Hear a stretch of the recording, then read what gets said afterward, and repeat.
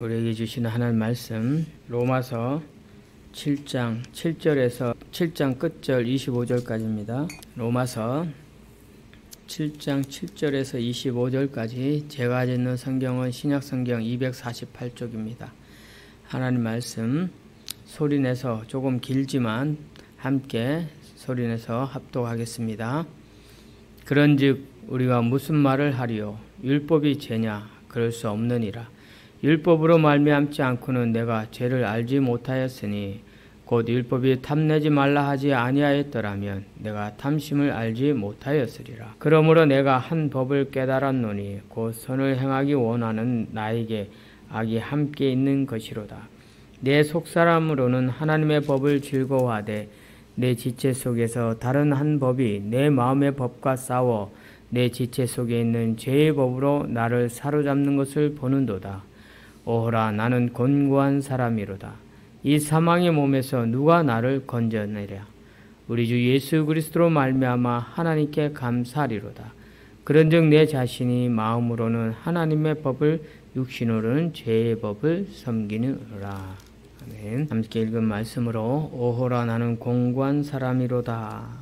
오늘 본문 말씀 중에 있는 내용 24절 오호라, 나는 곤고한 사람이로다 라는 이 말씀 내용으로 제목을 삼아서 우리 자신의 삶을 오늘 본문의 말씀을 통해서 비춰보며 우리의 고백을 하나님 앞에 올려드릴 수 있는 시간 되기를 바랍니다. 바울 사도는 계속해서 이전에 이 죄와 율법의 관계에 대해서 언급을 했습니다. 그 언급 가운데 마치 율법이 죄인 것처럼 이 오해될 수 있는 소지가 있어서 바울 사도는 분명하게 오늘 본문 7절에서부터는 율법이 바로 죄다라고 하는 그런 상관관계는 전혀 옳지 않음을 다시 한번 명백하게 선포를 하면서 율법은 단지 죄를 깨닫게 하는 그 기준임을 설명하고 있습니다. 그래서 7절을 오늘 본문 말씀을 보면 그런즉 우리가 무슨 말을 하리요? 율법이 죄냐? 그럴 수 없느니라 이렇게 선언합니다. 율법으로 말미암지 않고는 내가 죄를 알지 못하였다. 율법이 있었기에 이것이 죄인 줄 알게 되는 것이죠. 법이 없다면 무법천하에서 그냥 내 마음대로 사는 것이 죄인지도 모르는 그런 상황이라는 것입니다. 그러나 이 법이 있기 때문에 이것이 나의 행동, 나의 생각, 나의 어떤 것들이 이 율법에 저촉되는구나. 그래서 이것이 죄가 되는구나 라는 것을 깨닫게 한다는 것이죠. 그것에 대한 설명을 바울은 탐심을 두고 얘기합니다. 율법이 탐내지 말라 하지 아니하였다라면 내가 탐심을 알지 못하였으리라. 이 탐심을 알지 못하였으리라. 이 말은 탐심이 죄인 줄 몰랐다. 이 말을 말하는 겁니다. 그런데 율법에 탐내지 마라. 탐내지 말라고 분명히 율법 계명에 언급이 되어 있다 보니까 내가 욕심을 가지고 탐을 내면 탐심을 가지면 이게 죄구나. 말씀에 어긋나는 일이구나 라는 것을 알게 했다라는 것이죠. 그러나 하고 또 바울 사도는 죄에 대해서 한 번 더 언급을 하는데 이 죄라는 것이 바로 이 계명을 제가 기회를 타서 계명으로 말미암아 내 속에서 온갖 탐심을 이루었다. 이는 율법이 없으면 죄가 죽은 것이다. 이 말입니다. 그래서 이 계명을 타고 죄가 들어왔다.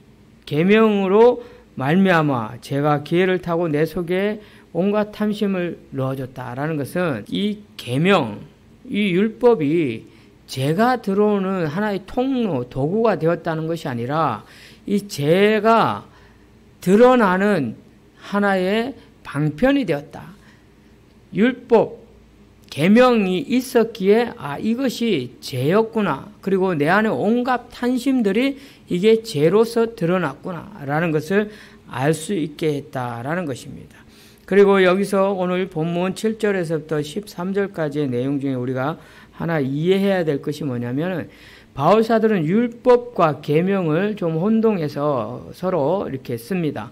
이것은 율법이 곧 계명과 동일함, 같은 의미의 같은 선상에서 보고 설명하는 것입니다. 그래서 율법이 따로 계명이 따로가 아니라 그래서 8절에도 계명과 율법이란 말이 같이 나오고 9절에도 보면은 전에 율법을 깨닫지 못했을 때는 내가 살았더니 계명의 이름에 죄는 살아나고 나는 죽었도다 하고 계명과 율법을 혼용해서 쓰고 있음을 알 수 있습니다.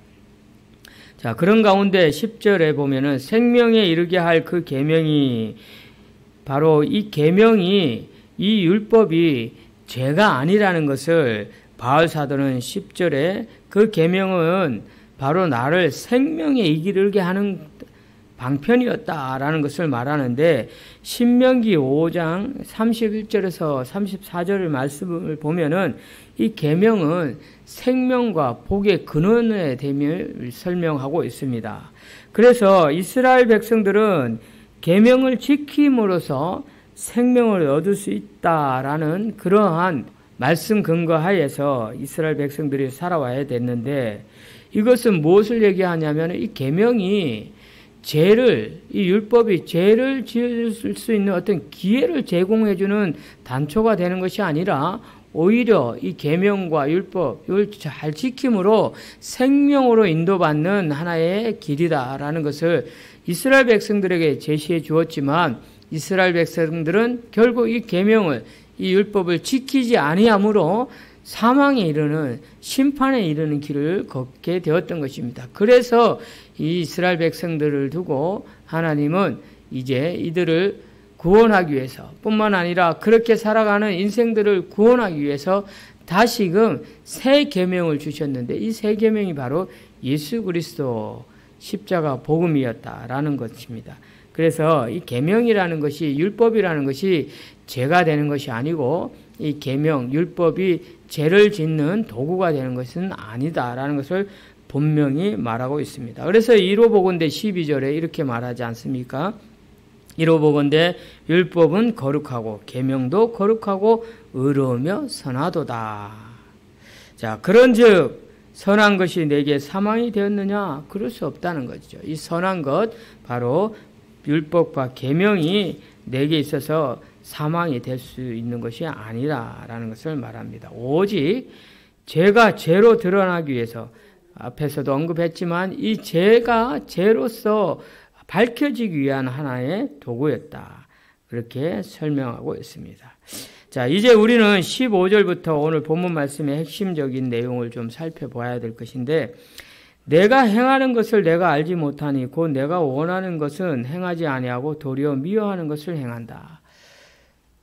여기서 오늘 본문에서 나타나는 이 내가 혹은 나는이라는 1인칭 단어가 여러 번, 15번 정도 여러 번 나오면서 내가 누군가 여기서 말하는 내가는 어떤 학자들은 아직까지 예수를 믿지 않는 불신자들을 두고 얘기하는 것이다 라고 말하기도 하지만 분명한 것은 여기서 말하는 내가는 사실은 바울 사도 자신을 지칭하는 대명사이며 뿐만 아니라 바울 사도를 지칭하지만 사실은 구원받은 모든 성도를 나타내는 그런 대명사로서의 역할을 하고 있다라는 것을 우리가 알아야 됩니다. 그래서 여기서 말하는 내가는 사실은 바울 사도 자신을 지칭하고 있지만 그럼에도 불구하고 이것은 바울 사도 한 사람만을 얘기하는 것이 아니라 모든 믿는 사람들을 두고 얘기하는데 여기서 중요한 것은 그런 우리 믿는 사람들이 내가 원하는 것을 행하지 않아야 한다는 거예요.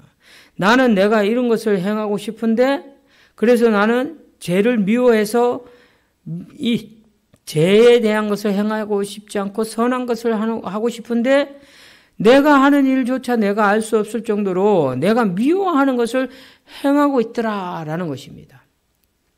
자, 이게 어쩌면은 우리 신앙생활에 있어서 우리 성도들의 딜레마일 수 있습니다.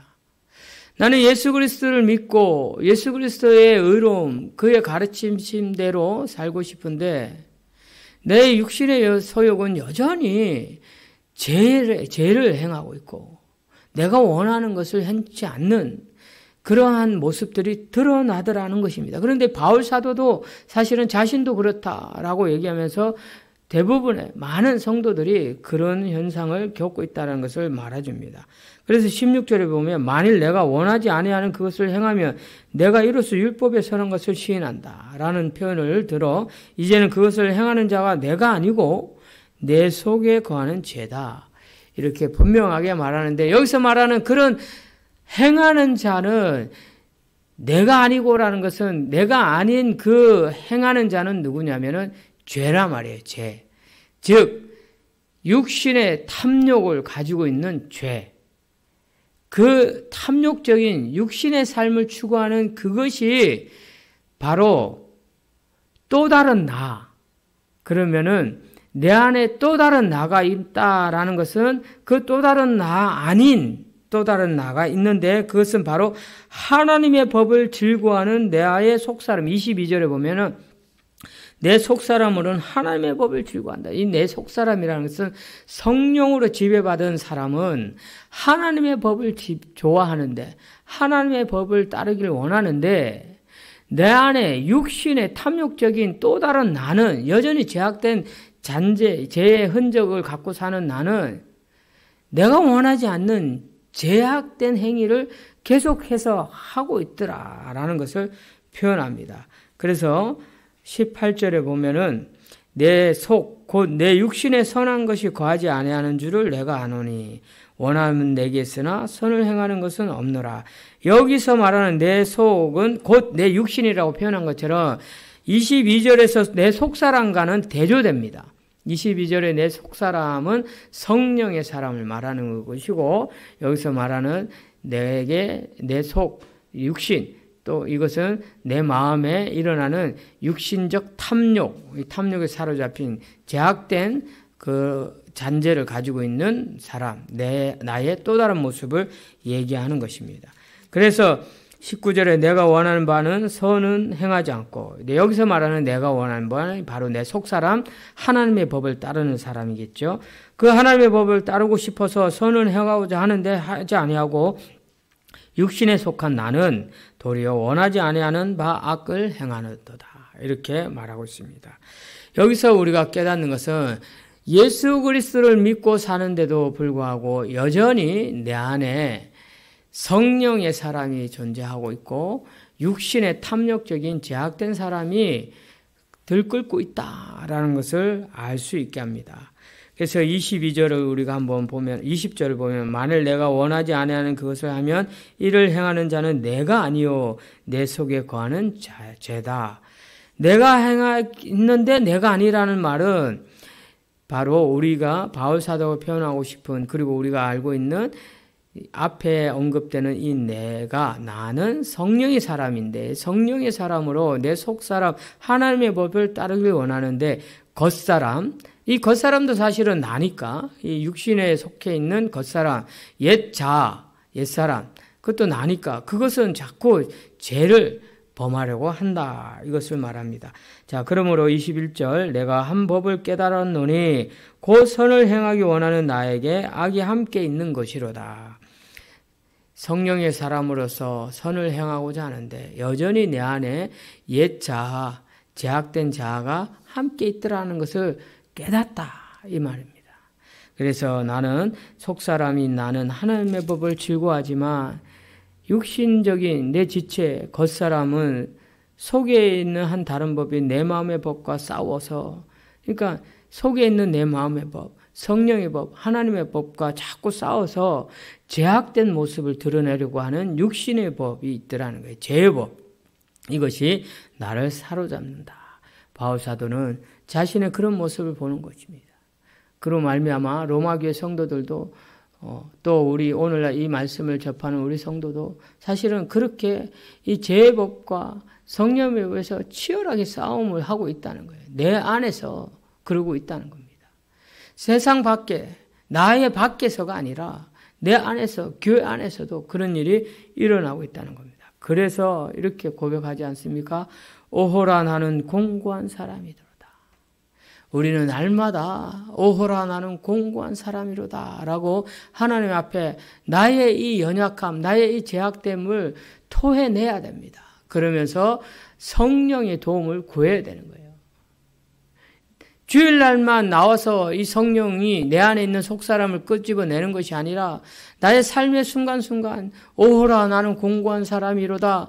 나는 내가 성령에 이끌린 성령이 지배받지 않으면 여전히 난 죄악된 육신의 삶을 사는 삶을 살고 있다. 그러니 하나님 성령님 도와주소서 하고 탄식함으로 오호라 나는 공고한 사람이라는 것을 고백해야 되는 거예요. 도대체 내 이 사망의 이 육신의 몸, 이 정욕의 몸, 이것을 어떻게 구해줄 수 있겠느냐? 누가 건져줄 수 있겠느냐? 그 답을 다음 주 시간에 우리가 받을 말씀인데, 그 답은 그 다음 8장의 1절에 분명히 나오겠지만은 성령으로 말미암아 해방받을 수 있다는 거예요. 성령님, 하나님만이 우리가 이 사망의 몸, 육신의 제 메인, 이 탐욕적인 마음에서 건져내 줄 수 있다라는 것입니다. 그렇기 때문에 바울 사도는 끝으로 이렇게 고백합니다. 우리 주 예수 그리스도로 말미암아 하나님께 감사하리로다. 우리 주 예수 그리스도로 말미암아 하나님께 감사하리로다. 이 표현을 고린도전서 15장 57절에는 우리 주 예수 그리스도로 말미암아 우리에게 승리를 주신 하나님께 감사하다. 이렇게 표현했어요. 즉 우리 주 예수 그리스도 그 십자가의 죽으심, 그 구원의 은혜, 그리고 부활하신 예수님으로 말미암아 우리에게 다시 주어진 보혜사 성령, 그로써 우리는 승리할 수 있다. 우리 주 예수 그리스도의 그 은혜, 십자가의 복음, 부활의 승리, 성령의 도우심이 없다면, 하나님 아버지의 이끌어 주심이 없다면 우리는 여전히 예수 믿는다고 하면서도 제약된 삶을 사는 거예요. 육신의 탐욕적인 삶을 살아간다는 거예요. 거기에 속아서 넘어진다는 거예요. 판판이 깨진다는 거예요.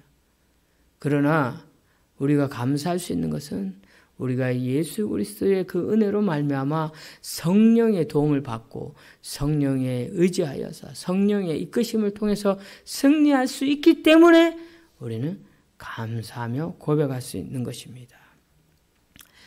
그래서 오호라 나는 공고한 사람이로다. 이것은 사실은 내가 육신에 제약된 사람이기 때문에 공고한 사람이라고 표현하는 내용이 아니라 이 표현은 갈라디아서 5장 16절 18절을 우리가 한번 인용해서 보면은 바로 성령의 사람의 고백임을 알 수 있습니다. 제가 한번 읽어 드릴게요.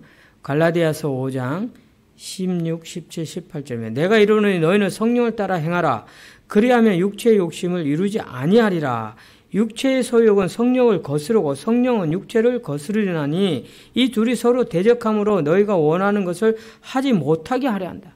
이 육체의 소욕이 우리를 성령이 원하는 것을 하지 못하게 하도록 계속 대적한다는 거예요. 그래서 오호라 나는 공고한 사람이라고 이렇게 토해내는 것입니다.